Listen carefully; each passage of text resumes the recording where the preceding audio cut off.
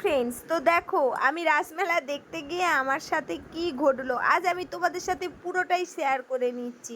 তো hi hello everyone, আমি মুনমুন পালোধি চলে এসেছি আজকে আবার একটি ব্লগ ভিডিও নিয়ে। পুরো ভিডিওটা দেখো বন্ধুরা, আশা করি তোমাদের ভীষণ ভালো লাগবে। তো আমাদের হাওড়াতে রাসমেলা বসেছে, তারই কিছু সুন্দর মুহূর্ত আজ আমি তোমাদের সাথে শেয়ার করে নিচ্ছি। তো এটা হচ্ছে আমাদের কালীকুণ্ডুলেন পেট্রোল পাম্পের রাসের ভিডিও। তো দেখো এখানে হচ্ছে আমি যখন রাস্তা দিয়ে যাচ্ছিলাম তখনই দেখলাম যে এখানে হচ্ছে ম্যাজিক খেলা দেখাচ্ছে। তো প্রথমেই প্যান্ডেলে ঢোকার আগে তো দেখো ম্যাজিক খেলাটা দেখাচ্ছে তোমাদের সাথে, সেটাও আমি একটু শেয়ার করে নিলাম। আর এটা একদম রোডের উপরে ম্যাজিক খেলাটা হচ্ছিল, তো খুবই অসুবিধা হচ্ছিল, সবাই তা সত্ত্বেও কিন্তু দাঁড়িয়ে ম্যাজিক খেলা দেখছিল।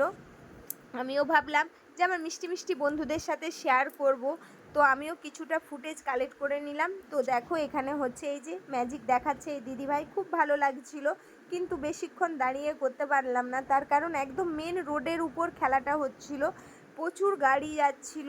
তো সেই জন্য আমি আস্তে আস্তে চলে গেলাম প্যান্ডেলের ভেতরে, প্রবেশ করলাম।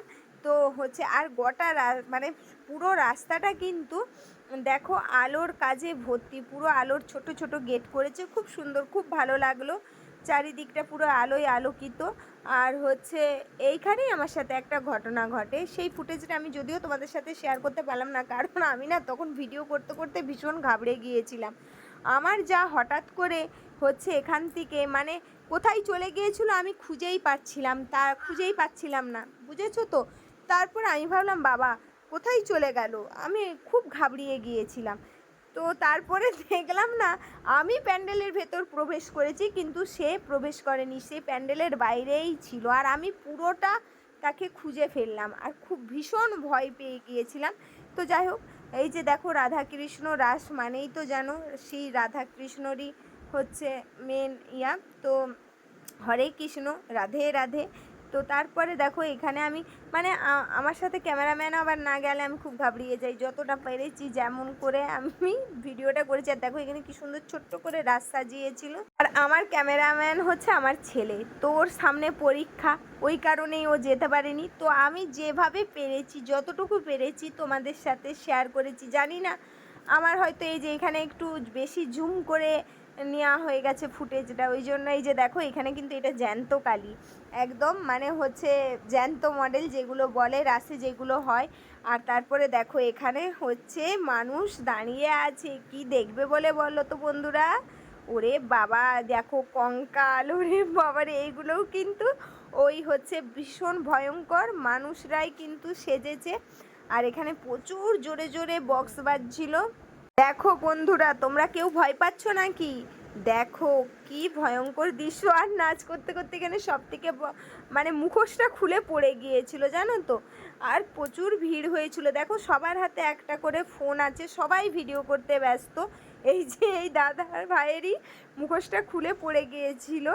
তো যাই হোক ভীষণ ভালো লাগছিল দেখতে। আর আমি যেহেতু ভয়েস দিচ্ছি, কারণ যে বক্স চলছিল এত জোর জোর খুব ভালো ভালো গানে সবাই নাচ করছিল, সেটা তো দিতেই পারবো না, বুঝতেই পেরেছো। ওই কারণে আমি সমস্ত ভয়েস বন্ধ করে দিয়েছি, করে দিয়ে নিজের ভয়েসে আমি ভিডিওটা পোস্ট করছি। তো সত্যি ভীষণ ভালো লাগছিলো, খুব আনন্দ করছিলাম, মানে এত ভালো লাগছিলো নাচ দেখতে। তবে এখানে কিন্তু আগে অন্য রকম সব ভূতের নাচ হতো আর হতো, এখন দেখছি হঠাৎ করে সব বদলে গেছে। আগে সে এই মানে এই সমস্ত এখন আর দেখাই যায় না, তাও এই হচ্ছে একটু জ্যান্ত বারোয়ারি যেটাকে বলে সেটা করেছে। এই রাসে এখন আর এইসব জিনিস দেখা যায় না, আগে না আরও ভয়ঙ্কর ভয়ঙ্কর জিনিস দেখেছি, তখন যদিও সোশ্যাল মিডিয়ায় কাজ করতাম না, তো সেই কারণে সেগুলো আর ক্যামেরা বন্দি করা হয়নি। কিন্তু যাই হোক মনে বন্দি হয়ে আছে। আর এই যে আমি আমার যা, আর মেলায় গেছি কিছু খাবো না সে তো হতেই পারে না। তো দেখো এই জন্য জিলেপি আর শুঁটি ভাজা নিয়ে নিলাম বাড়ির জন্য, আর নিজেরাও খেয়ে নিলাম। তো চলো টাটা, সকলে ভালো।